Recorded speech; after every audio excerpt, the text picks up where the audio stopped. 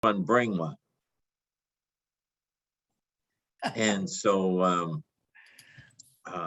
we are trying to at least honor that goal in spirit, if not actuality. So this is our first attempt to do that. So Kathy is going to break us up into various 5 different rooms. And then if you would select a recorder / reporter, we'll give you about 20 minutes to throw around some ideas, and then we'll meet back together for a report back.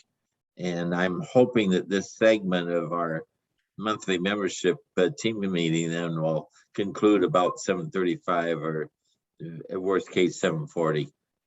So Kathy, you want to go ahead and send us to our different rooms, please?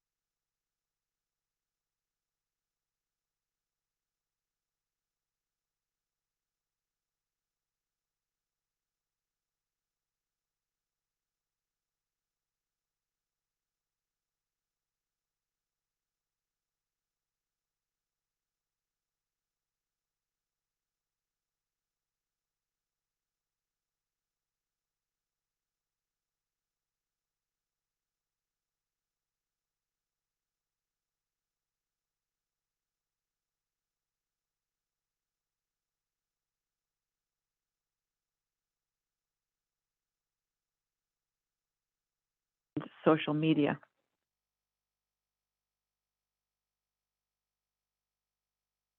Okay. So, David, would you like to add anything for Faribault?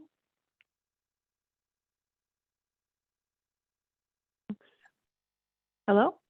We're in the back in the main session now, Cindy. Okay, I don't hear anybody though. I don't know that anybody else is there. Yeah, we are all here, Cindy. Oh, okay. All right. You're not alone, Cindy. Okay.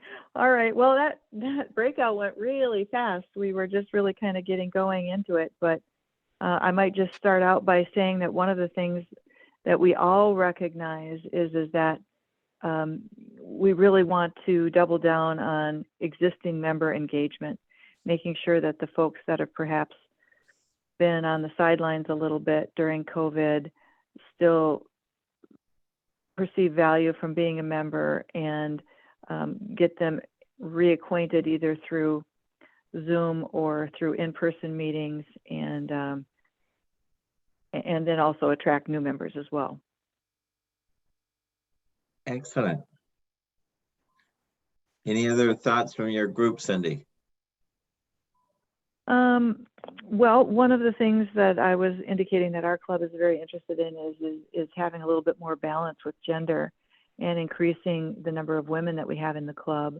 One of our members, who is the immediate past president, Ed James, he's originally from Nigeria, and he is very active within his more recent immigrant community of folks from Nigeria and Cameroon, and has been recommending people check us out. One person who just recently joined, Finera Fang, she is just all about service above self. She really loves the whole notion that clubs here in the U.S.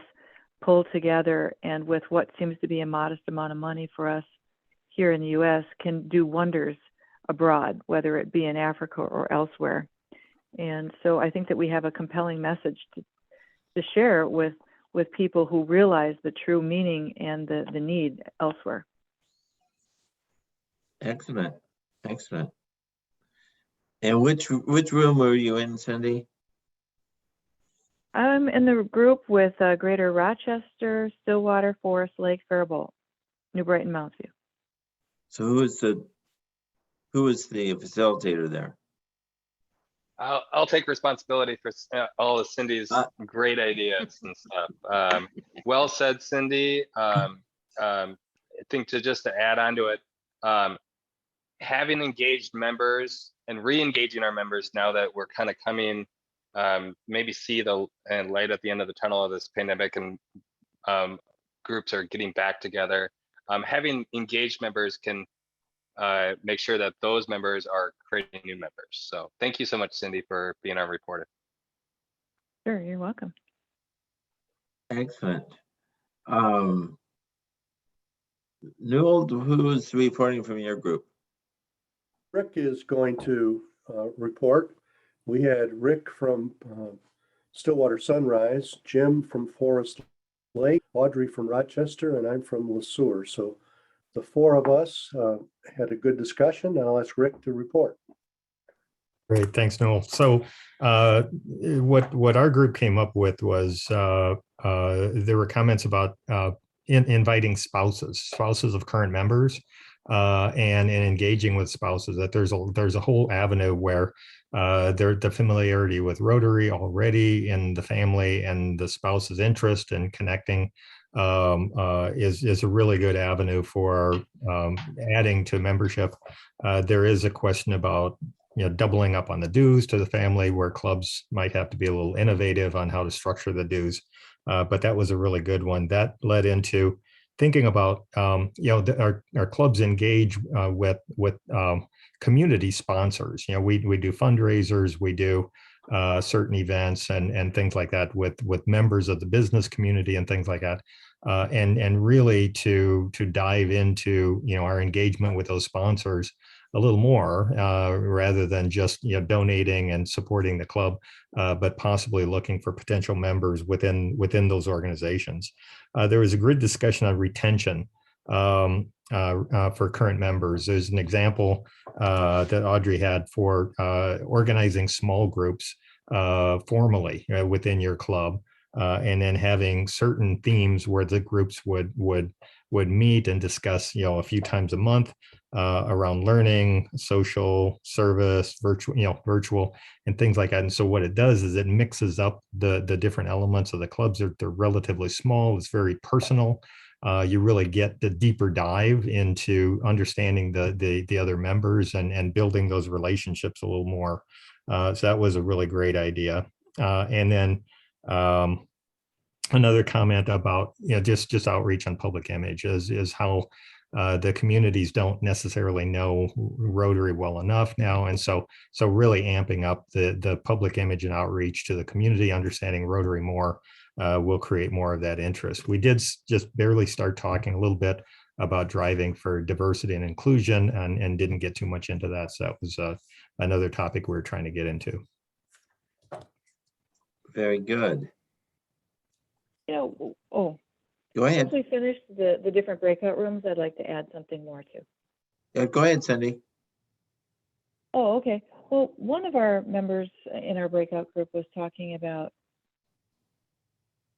trying to connect with prospective members through the website, through a monthly newsletter, through personal invitation, etc.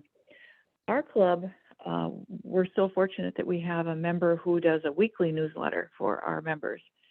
And I was just thinking of asking him to change the banner when it comes out, where up at the top where it says that it's the newsletter, and to have right on there to say, please share or please forward this or something like that, to just remind our members that this is information that we probably all know somebody who would be interested in seeing who was our speaker that week, what was the summary of the conversation, what were some of the other things that were discussed, and who our upcoming meeting speakers are going to be.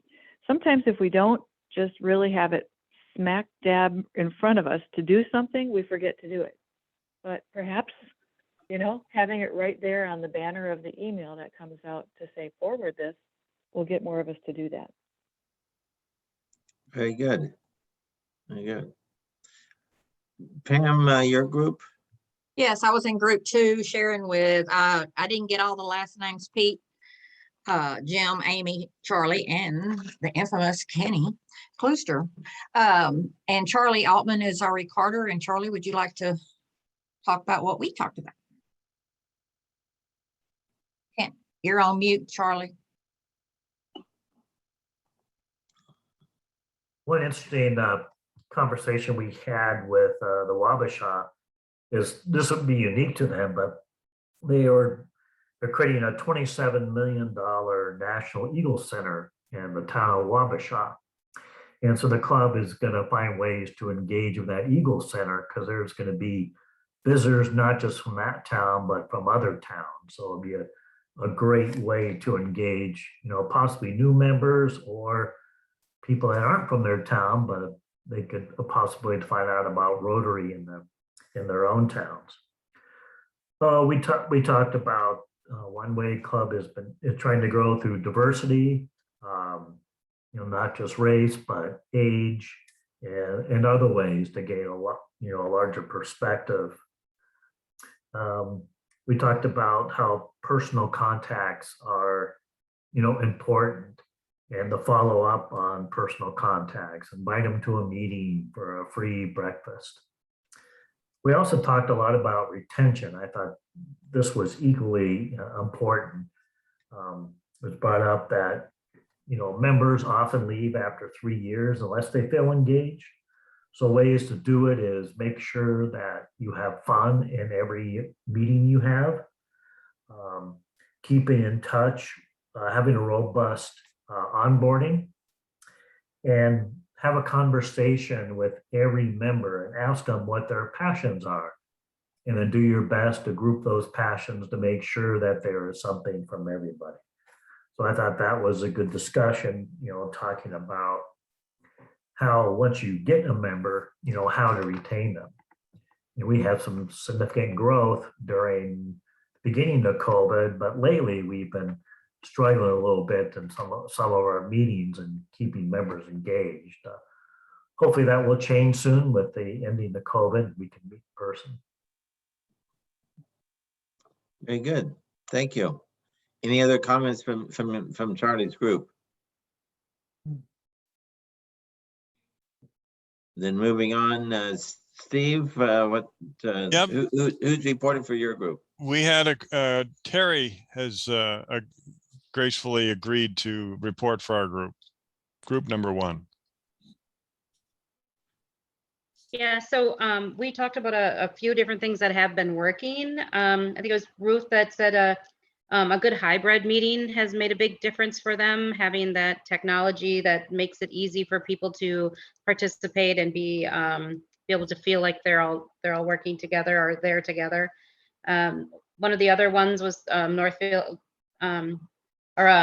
one of the, I can't remember who this was, but the 2-minute the fundraisers are the community events, like talking about the good, here's what we are, and here's what the good is that we're doing in the community, which they're kind of doing together. It may not maybe bring in a lot of new members, but it lets people know what they're doing, and it makes the members themselves a project for them to work on together. Another one was the everyone having a role at Rotary to make them feel included and to kind of keep them involved in doing things. Another idea was the thing that they've been doing is the raffle, the 50-50.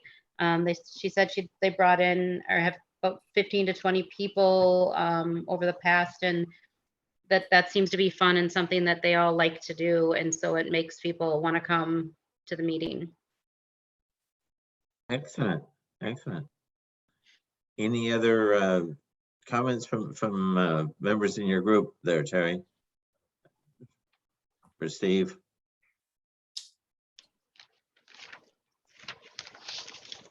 All right, the group I was in, we've got a brand new Rotarian who stepped forward to serve as our recorder.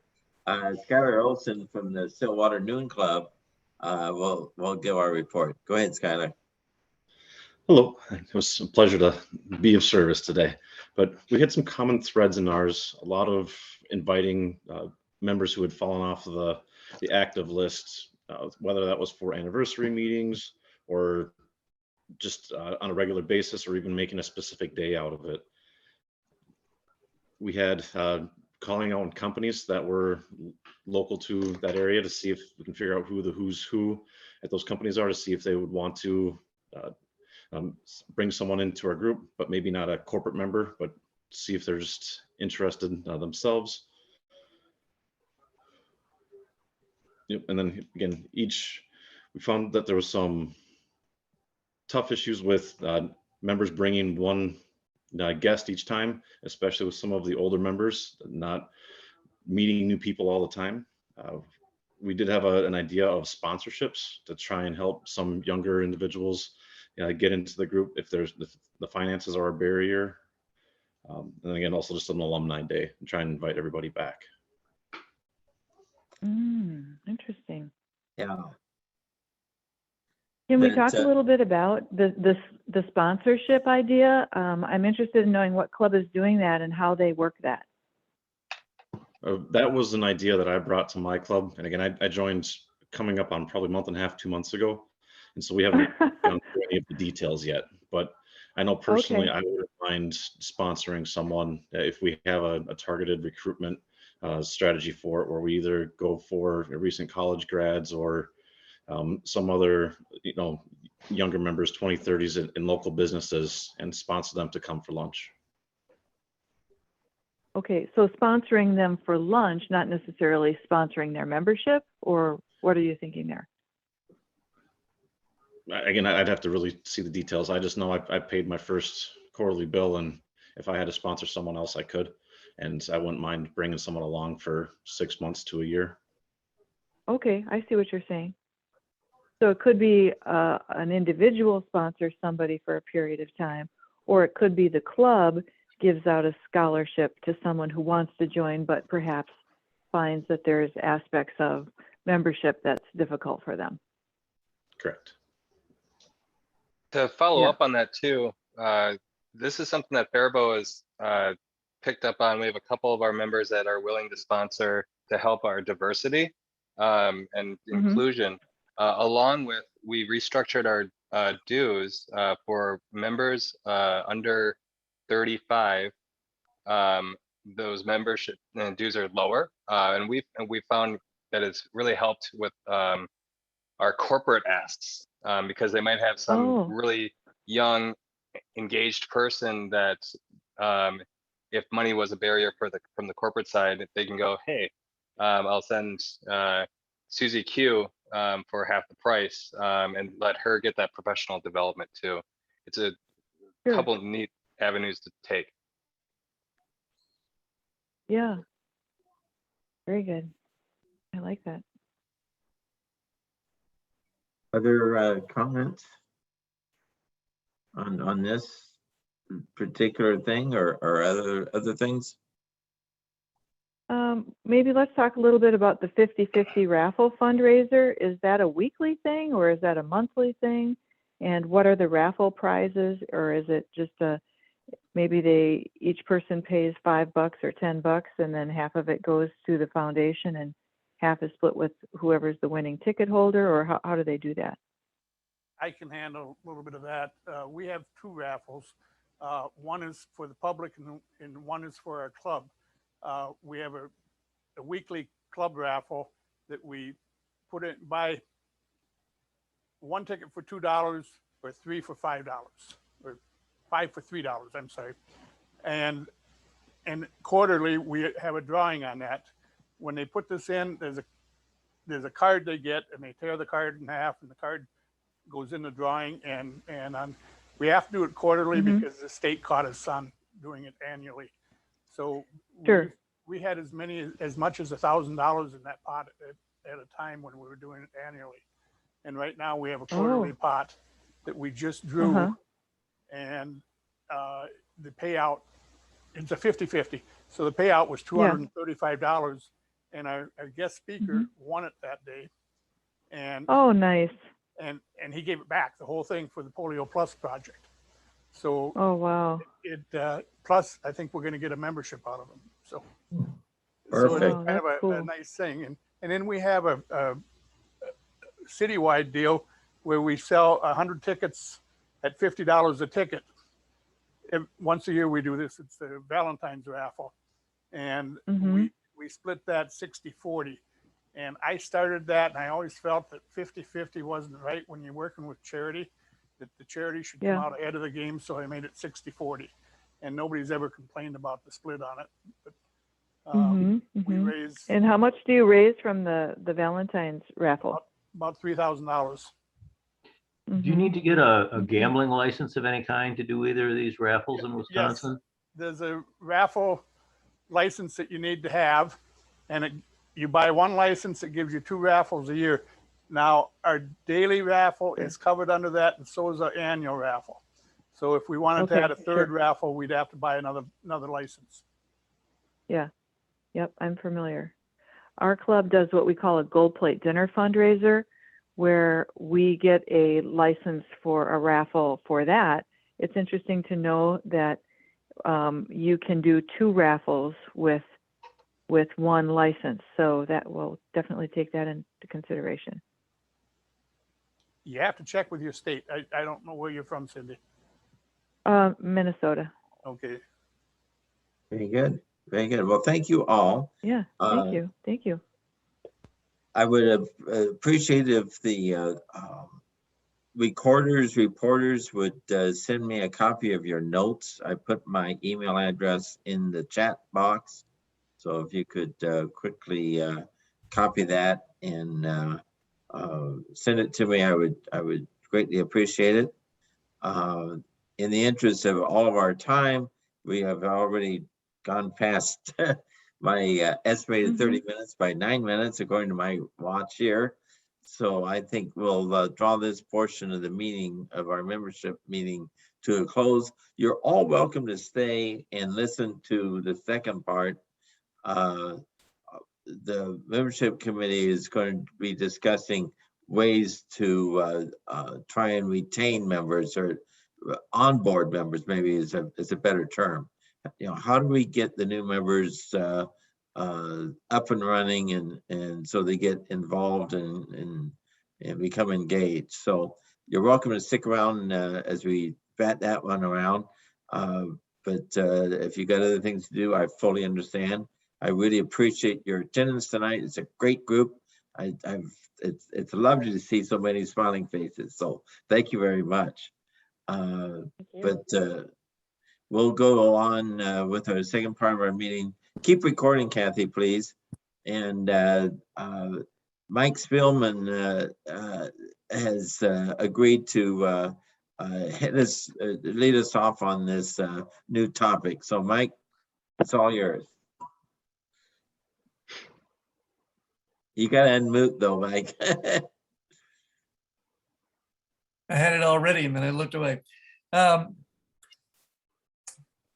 So the topic is onboarding new members. And this has been a hot topic in my club in Arden Hills and Shoreview for a good while. Because it's not just a question of what do people need to know and finding their passion. It's how do you deliver that information, and what information needs to be delivered, and what is the format and the methodology? What are the logistics of onboarding people if you have multiple people to onboard?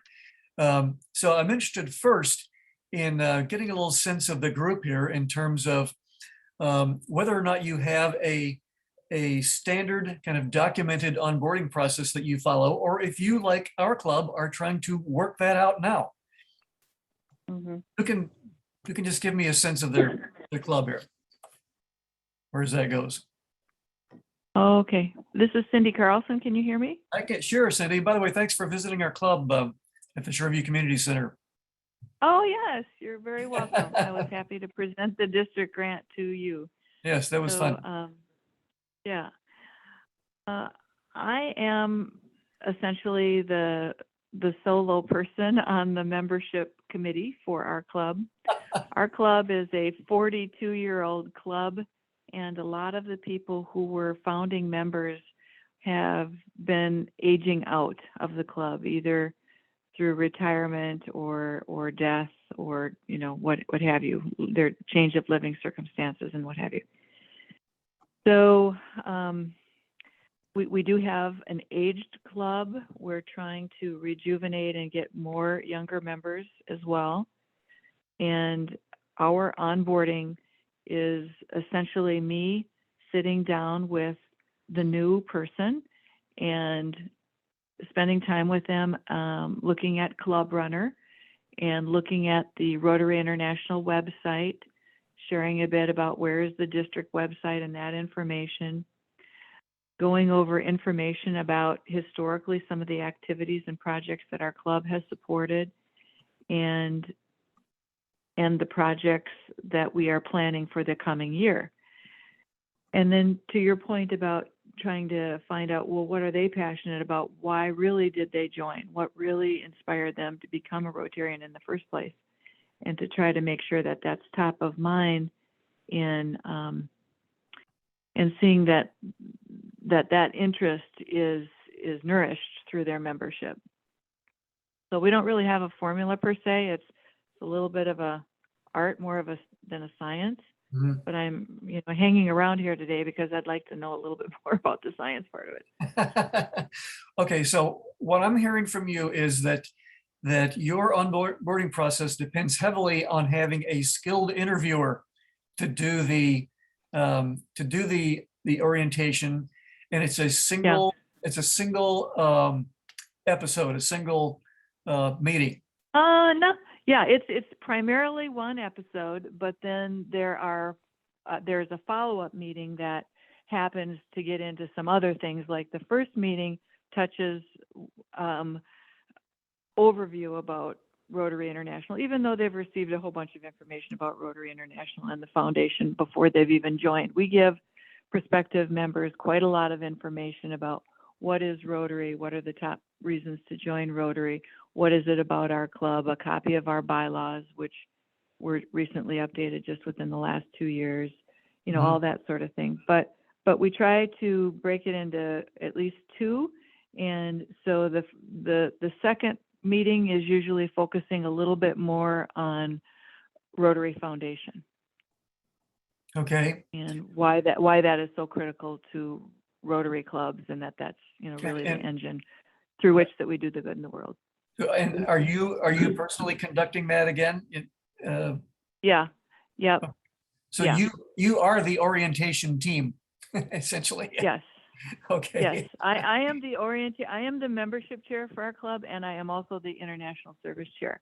Like I said, we're kind of dwindled in size. When I joined 29 years ago, we had about 50 members, and right now we have about half of that.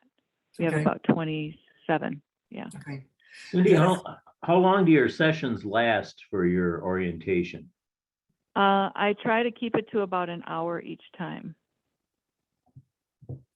Okay. Beyond that, their eyes start to glaze over. So. Yes, as we understand. And so is there something written that you hand out? Yes. We have a document that summarizes club activities and who's kind of in charge of what. Mm-hmm. And then, we have had historically, our most recent one was the 2018-19 membership directory, which has a bunch of historical information that it includes, four-way test, object of Rotary, elevator speech, links, officers and directors, and then it gets into a membership directory for each member, and it shows their contact information and all of that. That directory also has birth dates and other information and a historical summary of who our past presidents have been. But this was not updated last year. So one of the things that I really want to see us do coming up here this winter is to get that directory updated, because I think that when people have something that they can have at their desk to remind them of who their new friends are and who does what, that sort of thing, it's just helpful. Okay. So Go ahead, Cindy. I didn't mean to cut you off. Oh, no, that's all right. Then we have like another document that is a little bit more of a deeper dive into the things that we do. And that is a document that is also was prepared last year, has not been updated for this year. And that shows what organizations and community activities we support, and it gets specific and indicates, okay, is this something that we financially support? Is it something that we volunteer for? Is it something that we both financially and volunteer for? You know, that sort of thing. So members get a sense of our engagement. Okay, very good. So you have Mhm. 2 one-on-one sessions of about an hour each. Yeah. And I think I understood you to say that you kind of begin with the club level introduction. The Yes. club organization, and then you work up from Yeah. there Yeah. to RI. Right. Yeah. Okay. Yeah. I make sure that they are already, before we meet, that they've already successfully logged into Club Runner, so that they're a little bit familiar with that. And then when we sit down and meet, we kind of navigate around through Club Runner a little bit, and they see some of that information, because we have a whole lot of our history cataloged within Club Runner. Photographs and project documents and how-tos and, you know, all that. I see. Okay, that'd be valuable. Okay, well, very good, Cindy. Thank you for that, Sure. introduction to your introduction Thanks. for new members. Can anybody else describe a program for me that works for them, especially if it's different? Ruth? Yeah, this was not my idea, but it is something that we have implemented in my club. We do almost a screening meeting to introduce Rotary to a person. So if we have somebody that visits the club, I or someone else within membership will offer to sit down with them, get to know them. We go over, this is sort of what Rotary is, this is what our club is. If you are interested, which areas would you get engaged in this club? And so they have to choose which areas they're going to be working in within our club. We set the expectation that you are going to be a contributing member, and they can pick 1 or 2 areas that are of interest to them. And after that, then like I said, it's almost a screening thing. Then we send them the application and the membership packet that they can look through. Then they get to fill out the application. And when they are introduced to the club, we say this is a little bit about them. And then these are the areas that they are interested in. And then we can hand them off to the board positions or the chairs of those committees to sort of engage them. So it's almost a pre-screening to see if they are right for Rotary before we ever bring them in as members. Ruth, what's your club? What's your club? This is for Hudson Daybreak Rotary. Hudson, thank you. Okay. Interesting. I think Claire had his hand up there too. Claire? You gotta unmute though.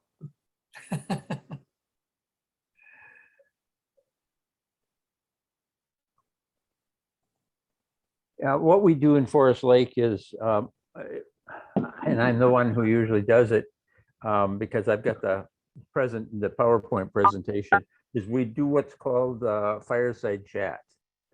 Steve Wilcox was the one who developed the PowerPoint, and we just have adapted it to our club, and each year I update it. And it usually, we do it very often we do it at the current president's house.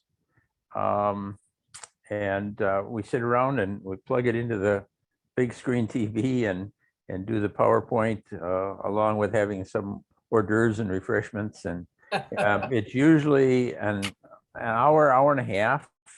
And there's usually a lot of discussion that goes on with the new members. There's usually 3 to 4 new members. In fact, we have some current members who will join us and say, "Oh, this is new information." So yeah, that's what we do. Okay, well, 3 very different approaches, and I take it that since you're willing to share them, they must all be effective. Yes, no? Okay. Yeah, we Seems think like it. so. Okay. Do anybody else have a format they want to share? Okay, let me I'm just, from Northfield Go ahead, Mary. hi, Mariel. and I just became a member a couple months ago. And I'm going to be inducted into the club the 28th of October. And I have Jean Wakely, who a lot of you might know, because she is really helping me to get, if I have questions, I can ask her because I'm still kind of new. So these things you've been talking about is really neat because we have something in place right now that works really good. We say the bylaws, they give off the raffle prize. We have a lunch at Methodist Church in Northfield. And it's about from 12:20 to 1:15 is our meeting. And we usually have a speaker that speaks about 20 minutes. And that what really brings people in is the speakers we have. Mhm. And I know a lot of people in the Rotary that keeps me coming because I like to see the people I know. Mhm. And we're having a turkey trot Thanksgiving Day.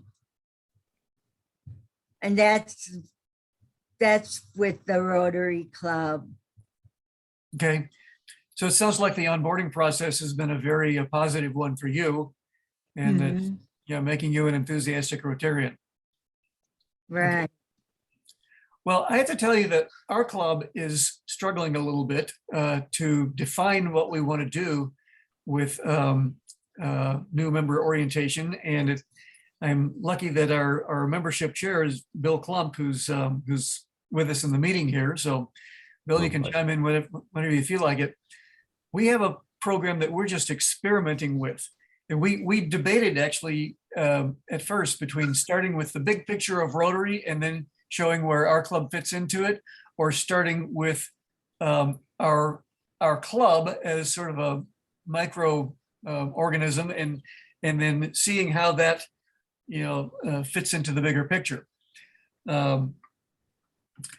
But we start, at least recently, we've started immediately when a person is showing interest by sitting down with them with a senior member of the club and having just an ordinary conversation and just sort of establishing a little rapport. I saw this talked about in I don't know if it was Pets or some other training session that I was in, and it sounded like the president of one club was talking about is he essentially befriended every new prospect. And I thought, that sounds like a great idea. I'll do that. And it seemed to work very well for me with the one person that I've been able to do that with. But then we've been thinking, what all do they need to know about? Well, we start out and the district has a darn good PowerPoint presentation. And so we kind of glommed onto that. And Ken, you had something to do with building that, did you not? Or did you create that? Yeah, but it's actually, we stole it from a district down in Texas, but yeah. Oh, okay. And that orientation PowerPoint is now available on the district website. If you go to the district website and across the top, you'll see the word membership. And if you click on that, then it's going to be on the left side of the screen as you go down, as you scroll down the page. Yeah. So I also was thinking that maybe Pete had some comments to make too. Pete, you're muted. Pete, you're muted, sorry. We're trying to get new members too. But after listening to this presentation, if we were to recruit them, we're babes in the woods compared to what I've been hearing said tonight. Because we don't hold the hand long enough. We don't qualify them well enough. We don't find the interest levels. We'll never make it past the 3 years with, new members. So, and it's just, there's more to recruiting new members than just the recruiting.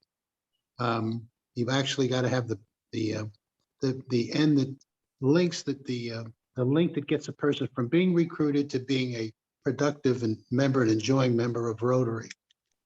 So, it's interesting to hear what is being said.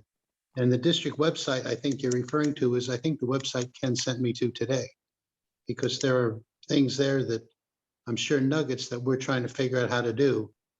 But it's just that the other thing I'm seeing is in a small group, one of the issues is going to be the time required to make this happen. And we are in, like I said, a small town. So again, I didn't mean to rattle on, but you guys and gals are way ahead, of where others might be or willing to admit. Thank you. One thing that we did that was effective is we did have our orientation, and we focused on the local club and built up to the big Rotary. But the whole time was the interviewing process and listening to what they were interested in. And then they had assignments and things like that. But what was different is that we had the mentors, they had 3 different mentors. So that month, there'd be one person calling them and saying, let's meet at lunch and let's meet at the meeting. And so that person's responsibility would be to introduce them to people in the club. And then the next month it would be another person, and the next month it would be another person. And so having 3 different perspectives was really nice conversation, because they had 3 different topics that they could talk about. Patricia, I have to say, I love that idea. I hadn't thought of that.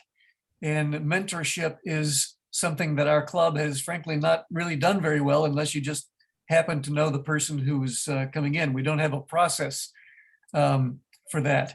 But I think the idea of having 3 different people in 3 distinct timeframes call the person and try to get to know them on a personal level, I think that is an outstanding idea and way to build a level of welcome with new members. And it gives the members a purpose too, especially the ones that are not on everything. Yeah. So the subject areas are one thing, and the order in which you do them are related to that. But the logistics are also, they can be challenging as well. So I'm wondering how people deal with that. We happen to have 4 new people right now who've come in over the course of the last 3 months, I guess, 3 or 4 months.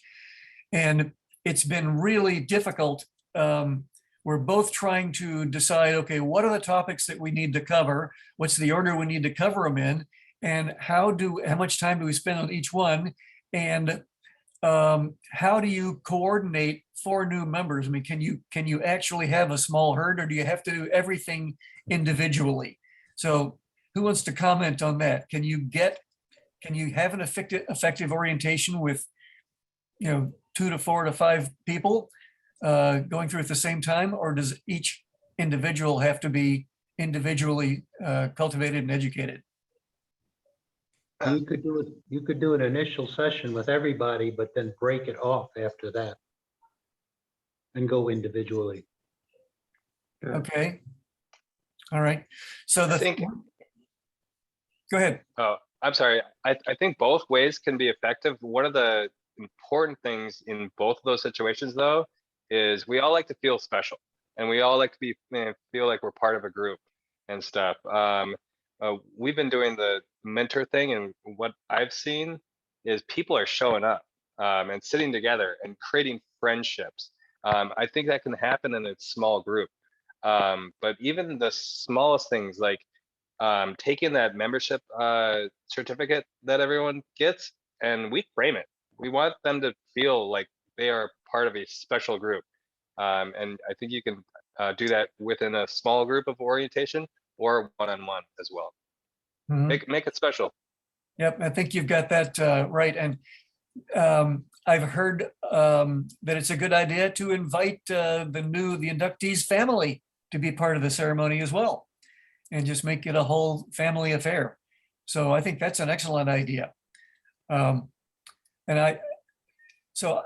I'll just comment one more time on our process, which is still evolving. We've kind of broken it up into the individual interview, the informal rambling, who are you, where do you come from, what kinds of things do you like to do interview, and then the district presentation minus one slide, which is the second one. It's the one on creating new clubs, because a brand new person, that's not what they need to think about at this point in their career.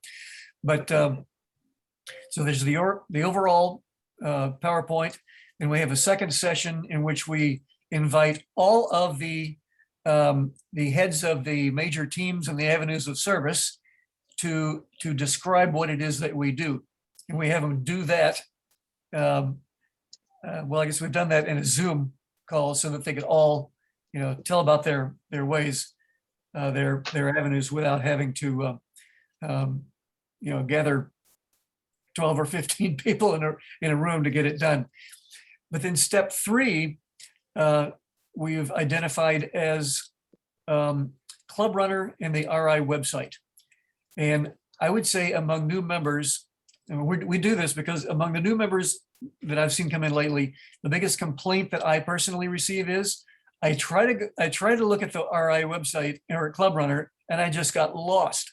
I couldn't find my way around. I couldn't figure out where to go or what to do or how to get there. And so that's part of I think that's an essential part of the training. So any further comments on that?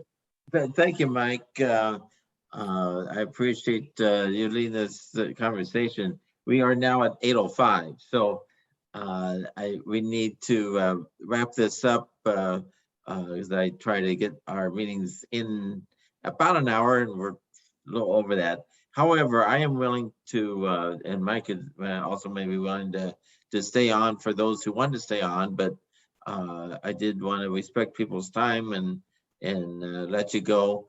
The membership committee will meet again, of course, the third Wednesday of each month. And I don't know the date, look at my calendar here. It'll be November 17 will be our next meeting, and it'll be by Zoom.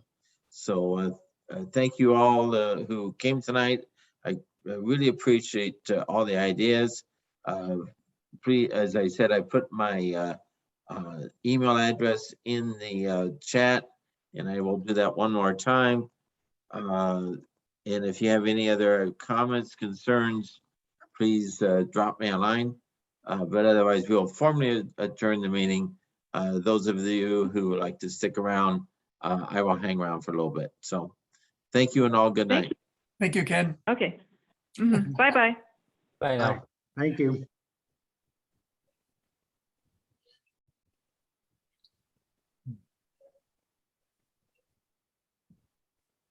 Okay, somebody have something specific you wanted to follow up on? Nope, not particularly. I just wanted to make sure that people got a chance to talk further. Mary Ellen, it was great to have you with us tonight. Thank you for coming.